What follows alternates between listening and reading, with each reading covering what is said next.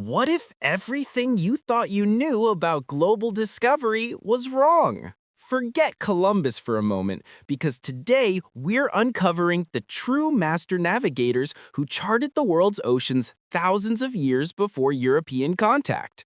Prepare to have your mind blown as we reveal the ancient secrets of indigenous seafarers and their monumental voyages that shaped history. The rise of the Age of Exploration is often told through the triumphs of European sailors who crossed unknown oceans, mapped distant lands, and connected continents through daring voyages. Names like Columbus, Magellan, Vasco da Gama, and James Cook became symbols of human curiosity and maritime courage. But this narrative, repeated for centuries, overlooks an essential truth. Long before European ships ventured beyond familiar horizons, indigenous navigators had already mastered the planet's waters, winds, currents, and terrains. Their discoveries, technologies, and knowledge systems shaped the world's earliest global networks, and many of the routes later celebrated as European discoveries had in fact been traveled, charted, and sustained by indigenous peoples for generations.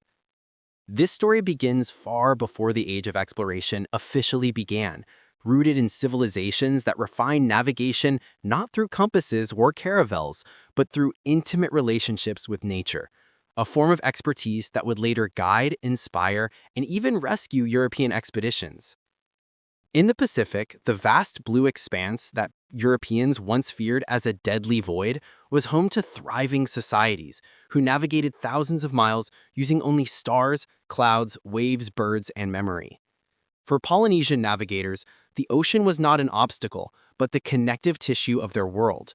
They were explorers in a deeply spiritual sense, passing down complex navigational systems through oral traditions. These were not written in logs or preserved in charts, but embodied in chants, metaphors, and stories coded with astronomical and ecological meaning. They built double-hulled voyaging canoes, capable of carrying crews and supplies across immense distances. Through their voyages, they created one of the largest cultural spheres in human history, stretching from Hawaii to New Zealand to Easter Island. Their journeys were deliberate, observational, and strategic, demonstrating a mastery of sea travel that Europe would not achieve until many centuries later. When the first Europeans arrived in the Pacific, many were shocked to find islanders who knew the ocean far better than they did. Explorers repeatedly documented encounters in which indigenous navigators corrected their routes, guided their ships through treacherous passages, or predicted landfall long before any European instrument suggested it. Yet, despite acknowledging this skill, the historical record often relegated these navigators to the background, crediting the primary achievements to the European captains who wrote the official accounts. The result was a distorted legacy in which indigenous mastery was overshadowed by European storytelling. But as we peel back the layers, it becomes clear that these indigenous guides were not helpers. They were the original architects of transoceanic exploration. Meanwhile, in the Americas, long before Spanish or Portuguese sails appeared on the horizon, indigenous nations had developed extensive trade routes spanning mountains, deserts, forests, and coastlines. These were not random trails, but carefully engineered transport networks that connected entire regions. The Maya and Aztec used celestial cycles to navigate both land and sea, timing their journeys according to the movement of the sun, stars, and seasons. Along the Amazon, riverine cultures used knowledge of currents, tributaries, and seasonal floods to travel routes so complex that even modern mapping struggles to fully capture them. In North America, coastal tribes possessed detailed mental maps of currents and landmarks that guided long-distance canoe journeys. When European explorers arrived, they relied heavily on these indigenous guides to survive, navigate, and reach the areas that would later be claimed as discovered. The Arctic offers yet another example. The Inuit, who thrived in one of the harshest environments on Earth, developed unparalleled knowledge of ice, weather, and animal migration patterns. They designed kayaks and umiaks, sleek, efficient vessels that impressed European sailors for their speed and maneuverability. Inuit navigators used subtle environmental cues to travel across frozen landscapes and open seas alike. Europeans who attempted to explore the Arctic without their help frequently perished, while those who listened and learned often survived. Yet even in these cases, the indigenous contribution was frequently omitted from official expedition accounts, replaced by tales of European endurance. The question that emerges is simple. How do entire civilizations become invisible in the stories that shaped world history? The answer lies in who controlled the narrative. Europeans wrote the journals, published the maps, and created the educational systems that later defined global knowledge. Indigenous navigators carried their knowledge in memory, song, and tradition, forms that were often ignored or dismissed by foreign chroniclers. As a result, their role in global exploration was obscured, even though their contributions were indispensable. We explore the origins and foundations of indigenous navigation, how it evolved, how it spread, and why it was so effective. This begins with the understanding that indigenous explorers were not passive inhabitants waiting to be found, but dynamic, intentional travelers who shaped continents, oceans, and human migration long before European arrival. Their voyages were not accidents, but achievements rooted in science, observation, and cultural philosophy. And perhaps most importantly, their legacy is not lost. Indigenous navigational traditions continue to this day, preserved by descendants who carry ancestral knowledge across the same waters their forebears once crossed with nothing but stars and instinct to guide them. The story begins in the deep Pacific, where voyaging was both a practical act and a spiritual journey. Navigation was considered a sacred art, entrusted to trained navigators who memorized wave charts, stellar paths, and environmental patterns. They slept in special positions on canoes to feel the sway of currents, learned to interpret the color of water to detect reefs, and followed birds whose flight paths revealed the direction of land. Their understanding of the ocean transformed it from a barrier into a living map. When European explorers finally entered the Pacific, many admitted that they were astonished to meet sailors whose navigational ability far surpassed their own. Yet rarely did they acknowledge that these navigators had already explored and settled the region centuries before any European chart even existed. As the age of exploration surged forward, indigenous knowledge found itself in an uncertain position. European ships sought new routes, riches, and power, and in doing so, they often dismissed the expertise of those whose lands they entered. But reality forced collaboration. In case after case, European survival depended on indigenous guides, canoe pilots in the Amazon, trackers in North America, Polynesian navigators in the Pacific, and Inuit experts in the Arctic. These guides led them through waters they could not read, across landscapes they could not interpret, and into territories they would never have reached otherwise. Yet too often, their names went unrecorded, their contributions uncredited. Understanding the true story of exploration means restoring these missing voices. It means recognizing that discovery is a relative term. What Europeans discovered was often already known, mapped, and traversed by indigenous peoples for generations. It means acknowledging that navigation is not solely about instruments, but about knowledge, respect for nature, and the ability to see patterns invisible to the untrained eye. And it means appreciating that the age of exploration was not a uniquely European achievement, but a chapter in a much longer global history shaped by many cultures. We have laid the foundation for understanding the world of indigenous navigation. The journey continues as we explore specific cultures and their extraordinary techniques, revealing a side of global exploration far richer and more complex than the traditional narrative ever allowed. The deeper we move into the historical layers of global exploration, the more clearly the brilliance of indigenous navigators comes into focus. Their knowledge was not an isolated craft, but a living system woven through culture, environment, spirituality, and community. Across continents and oceans, indigenous exploration flourished through methods that combined observation, memory, and intuition, an approach far more sophisticated than early European chroniclers understood. This part explores several regions where indigenous navigation reached extraordinary heights and reveals how these systems shaped the path of global discovery long before European contact. Nowhere is the sophistication of indigenous navigation more striking than in Polynesia. The Pacific Ocean, spanning 1/3 of Earth's surface, appears vast and empty on modern maps. But for Polynesian societies, this ocean was a world of interconnected highways. Their voyaging traditions developed over thousands of years, culminating in an astonishing feat of human exploration, the intentional settlement of some of the most remote islands on Earth. Navigators, known as wayfinders, mastered an empirical science passed down orally through generations. They memorized the rising and setting points of hundreds of stars, reading them like coordinates. Each star had a purpose, a direction, a season of visibility, and an associated chant that encoded its meaning. This was astronomy not as an academic discipline, but as a living tool for survival. Even more remarkable was their reliance on the ocean itself.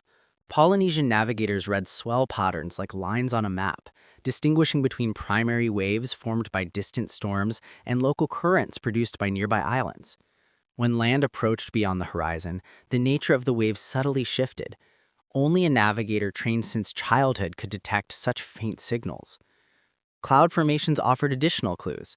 Certain types of stationary clouds formed above islands due to rising warm air, while reflections on their undersides hinted at the color of the lagoon water below. Birds, too, served as guides.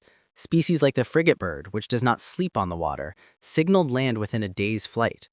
The migration paths and feeding habits of seabirds acted as living compasses, pointing travelers toward distant shores. When European explorers, including James Cook, arrived in the Pacific, they quickly realized their own limitations. Cook famously relied on a Tongan navigator, Tupaia, who could chart island groups across thousands of miles using memory alone. Tupaia astonished the crew by guiding them along routes unmarked on any European chart, describing islands they had never visited and interpreting complex interactions between swells and winds. Yet, despite Cook's admiration, official histories long marginalized Tupaia's contribution. His map, one of the earliest indigenous representations of Pacific geography, was often dismissed as incomplete or symbolic, when in reality it depicted navigational relationships rather than literal distances. This difference in cartographic philosophy led Europeans to misinterpret his brilliance. Today, his achievements are increasingly recognized as proof of indigenous navigators' unparalleled understanding of their world. Moving to North America, indigenous navigation took on different forms shaped by its diverse landscapes. Coastal peoples of the Pacific Northwest developed advanced canoe-building techniques that allowed them to travel along rugged shorelines with precision and speed. Their canoes, carved from massive cedar logs, were engineered to withstand crashing surf in unpredictable currents. These vessels supported vast trading networks connecting communities over hundreds of miles. Farther inland, tribes like the Anishinaabe in Cree created intricate mental maps of rivers, portages, and forest pathways. They traveled efficiently across terrain that Europeans found nearly impossible to navigate without assistance. The birch bark canoe, a lightweight, flexible design perfected by indigenous nations, became so effective that European explorers and fur traders quickly adopted it. Yet, while the canoe became a symbol of frontier exploration, its indigenous origins were often overshadowed. In the Amazon basin, indigenous navigation reached another form of mastery. River systems there are so complex and dense that they resemble a circulatory network more than a traditional landscape. Seasonal floods alter courses and create temporary channels, meaning maps drawn one year may be inaccurate the next. Indigenous navigators relied not on written charts, but on an intimate, dynamic knowledge of water's behavior. They understood which tributaries were safe at which seasons, where sandbanks would shift, how currents behaved during storms, in which bends in the river signaled hidden dangers. European expeditions into the Amazon repeatedly depended on indigenous guides, not only for direction but for survival. yet rarely credited them in their logs. Without these guides, many explorers would never have returned from the rainforest to tell their stories. Turning toward the Arctic, one encounters perhaps the most extreme example of indigenous navigational expertise. Inuit communities thrived in an environment that outsiders viewed as a frozen wasteland devoid of landmarks. But to Inuit navigators, the ice, snow, and sky provided a rich tapestry of clues. They observed the direction of snowdrifts shaped by prevailing winds, read subtle variations in ice color to detect hidden cracks, and used the stars during long winter nights for celestial orientation. Even sound played a role. Traveling across ice, Inuit hunters listened to the pitch and vibration beneath their feet to determine its thickness and structure. Their sense of direction became so finely tuned that they could navigate in whiteout conditions where a European explorer might become helplessly disoriented. Inuit also developed the kayak and umyak, vessels whose designs were so advanced that modern engineers still marvel at their hydrodynamics. These boats, made from wood, sealskin, and bone, allowed rapid travel across open water in near-ice environments. European Arctic expeditions often attempted to replicate them, but without the cultural knowledge supporting their youth, many still failed. Another region where indigenous navigation left a profound mark was the Indian Ocean. Long before European powers arrived with their galleons and compasses, Austronesian sailors from Southeast Asia had been traveling vast distances using monsoon winds and celestial observation. These navigators reached Madagascar over 1,500 years ago, crossing thousands of miles of open ocean, a feat Europeans did not achieve until much later. Their arrival left linguistic, cultural, and genetic footprints that remain strong to this day. The fact that two populations separated by continents share common ancestry is a testament to indigenous long-distance navigation of extraordinary scale. When early European explorers reached the Indian Ocean, they encountered thriving trade networks connecting Africa, Arabia, India, and Southeast Asia. These routes had been sustained for centuries, supported by local navigators who understood seasonal weather cycles better than any European sailor of the time. Despite this overwhelming evidence of indigenous mastery, Europeans often framed their own voyages as unprecedented achievements. Part of this perception emerged from cultural misunderstanding. European knowledge was usually recorded and mapped, while indigenous knowledge was encoded in memory, story, ritual, and experience. When European explorers failed to recognize these knowledge systems as scientific, they frequently dismissed them as primitive or mythological. But these oral traditions were adaptable, resilient, and highly precise. They allowed navigators to retain vast amounts of information without relying on fragile documents. Even when maps existed, like the stick charts of the Marshall Islands, Europeans misinterpreted them because they did not resemble Western cartography. These stick charts, crafted from palm ribs and shells, represented wave interference patterns, island positions, and swell behavior. They were training tools, not literal maps, teaching novices how to read an ocean's invisible structure. The fact that European scholars took centuries to understand their meaning reflects not their complexity, but the limitations of Western assumptions. The consequences of these misunderstandings extended well into the age of exploration. Europeans often relied on indigenous guidance while simultaneously undermining indigenous authority. For example, Spanish sailors navigating the Caribbean and Central America frequently employed indigenous pilots who knew the reefs, currents, and safe harbors. Without these pilots, many Spanish ships would have wrecked on unseen sandbars or coral formations, yet the official reports credited the captains for successful journeys. Similarly, Portuguese explorers along the African coast depended on African pilots who had traveled those waters for generations. These African navigators knew monsoon patterns and coastal landmarks long before Europeans arrived. But as European colonial power expanded, the indigenous navigators who had opened the routes for them were gradually written out of the narrative. At the heart of this erasure lies a fundamental misunderstanding of exploration itself. Europeans often equated discovery with documentation. the act of writing something down or placing it on a map. But indigenous navigators understood discovery as a lived practice, not a claim of ownership. Their journeys were rooted in reciprocity with the environment, not domination of it. As a result, they did not always mark their achievements in physical records that Europeans recognized. This created a historical imbalance where one worldview preserved its legacy in ink and parchment, while the other relied on memory and oral tradition. When oral traditions were disrupted by colonialism, displacement, and cultural suppression, countless stories of indigenous exploration were lost or forced underground. Yet, despite these obstacles, indigenous navigation has not disappeared. In many regions, revival movements are restoring ancient practices through community-led education. Modern Polynesian voyaging societies, for example, have resurrected the art of wayfinding without instruments.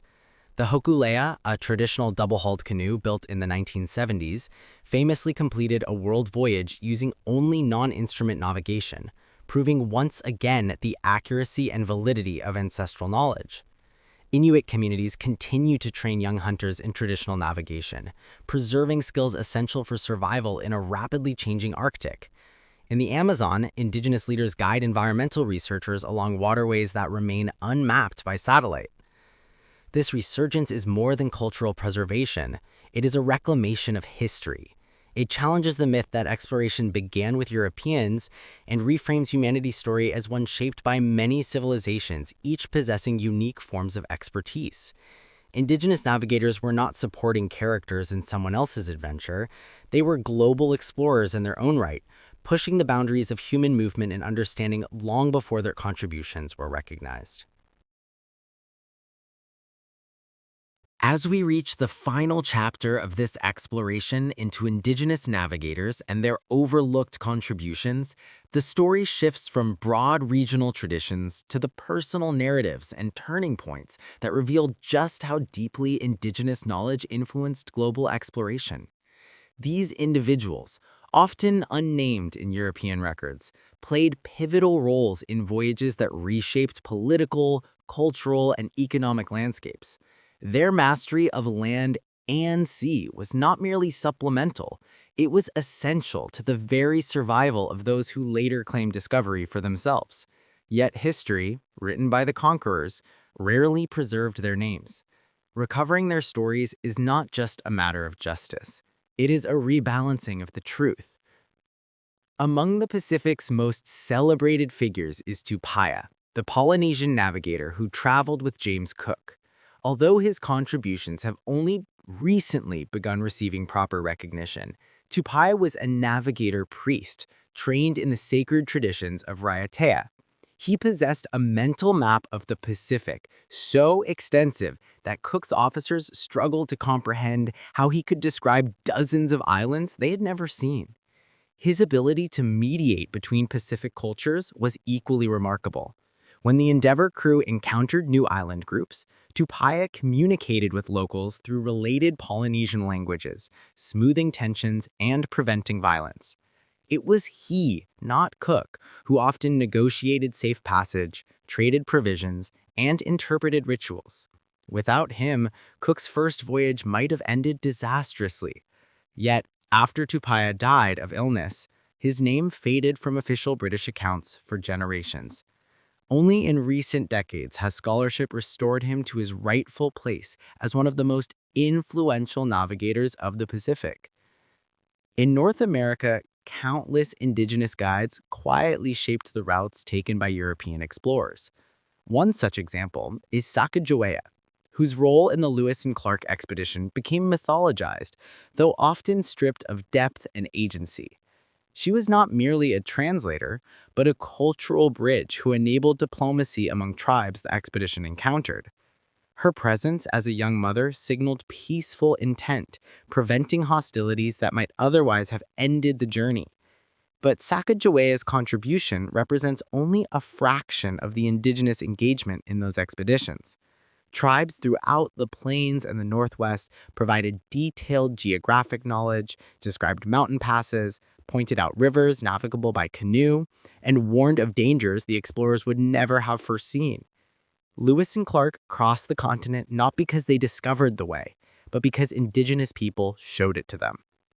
Further south, the Maya and other Mesoamerican civilizations possessed advanced astronomical knowledge that Europeans did not fully grasp. Their calendars were more precise than any in Europe at the time.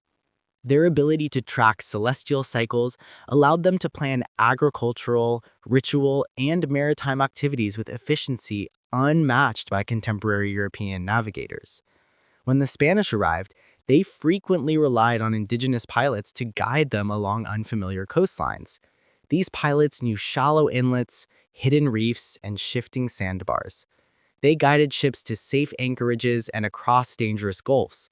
Yet, their expertise was recorded sparsely, often reduced to a single line, guided by an Indian pilot.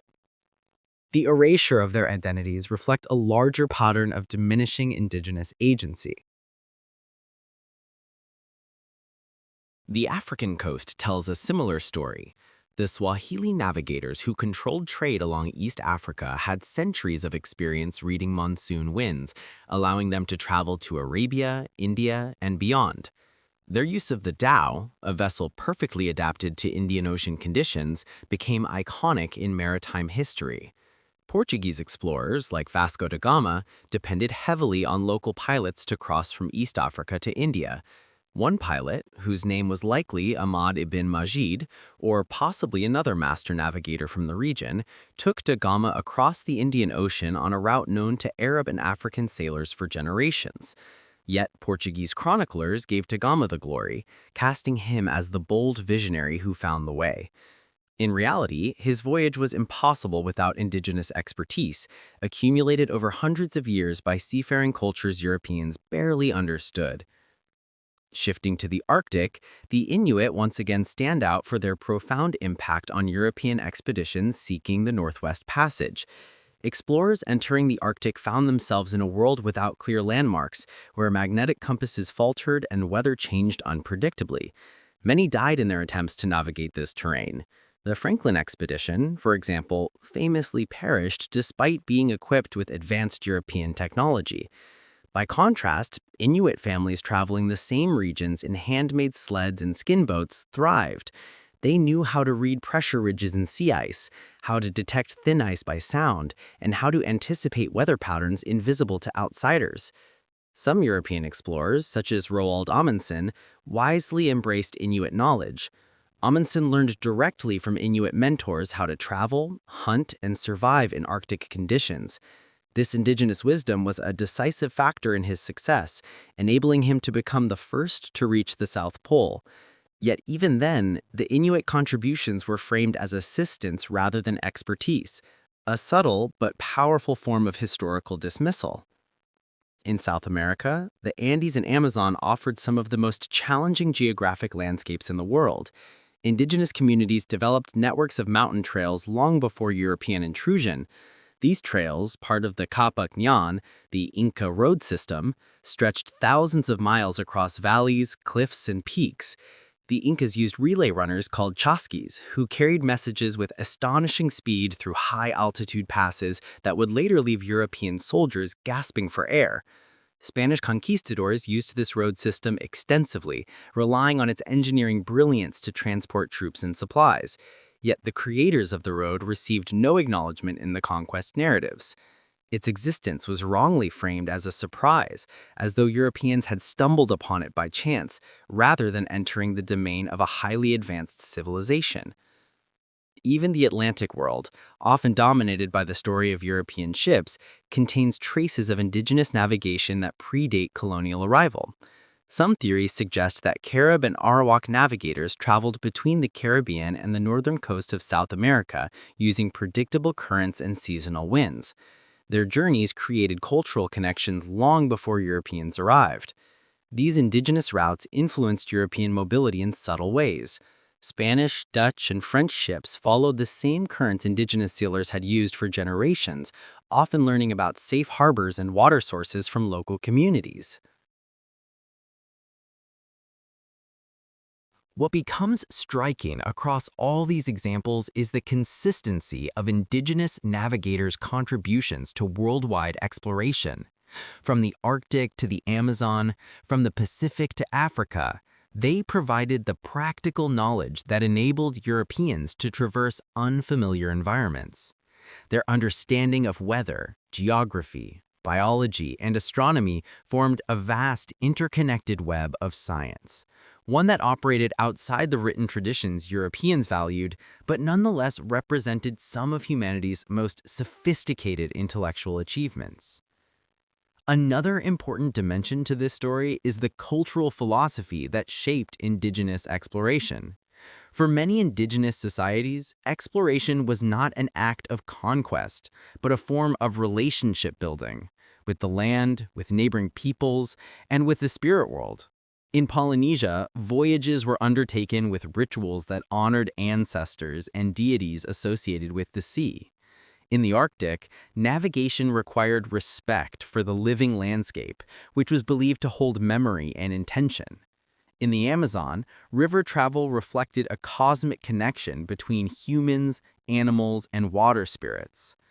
These perspectives framed exploration as a dialogue with the environment, rather than an effort to dominate it. European explorers, by contrast, approached navigation through the lens of empire, driven by commerce, competition, and the quest for territory. This difference in worldview contributed to misunderstandings. Europeans often saw indigenous navigators as helpers rather than equals because they did not see their goals, motivations, or methods as aligned with the so-called great voyages of European history. But this framework collapses once we recognize that indigenous navigation was not inferior. It was simply different. It was embedded in worldviews and cosmologies that placed humans within, not above, nature. These systems valued sustainability over expansion, knowledge over possession, and continuity over disruption. The revival of indigenous navigation traditions in the modern era represents not only a cultural renaissance, but a profound reassertion of identity. The Pacific voyaging movement led by the Hokulea stands as a powerful example. By navigating thousands of miles without instruments, contemporary wayfinders proved the accuracy of ancestral knowledge long dismissed by Western scholars. Their accomplishment forced historians and scientists alike to reconsider the sophistication of ancient exploration. In the Arctic, young Inuit navigators are preserving knowledge essential for survival in rapidly changing climates. In the Amazon, indigenous leaders continue to serve as expert guides for researchers studying ecosystems that remain largely unmapped. The revival goes beyond practical skills. It rewrites the history of exploration itself. It challenges the Eurocentric narrative that centers European figures as the sole heroes of global discovery. It restores agency to the people who first crossed oceans, mapped continents, and carved pathways through seemingly impenetrable landscapes. And it acknowledges that exploration was never a single story, but a tapestry of connected journeys driven by many civilizations. Ultimately, the age of exploration cannot be understood without recognizing the foundational role of indigenous navigators. They were the first explorers of the Earth's most formidable environments. They taught newcomers how to survive, how to travel, and how to see the world's patterns with clarity. They enabled journeys that would shape global history, yet their names remain scattered, forgotten, or erased. Reclaiming their stories allows us to see exploration not as a triumph of a few nations, but as a shared human endeavor. As this story closes, what remains is a deeper appreciation of the knowledge systems that allowed indigenous peoples to navigate long before compasses, chronometers, or written maps. Their discoveries reshaped continents, supported global exchanges, and challenged the limits of human possibility. Their legacies endure in the traditions kept alive by their descendants, and in the landscapes their ancestors once traversed with skill and reverence. Their achievements remind us that exploration is not simply about reaching new places. It is about understanding the world and our place within it. And in that pursuit, indigenous navigators stand among humanity's greatest explorers.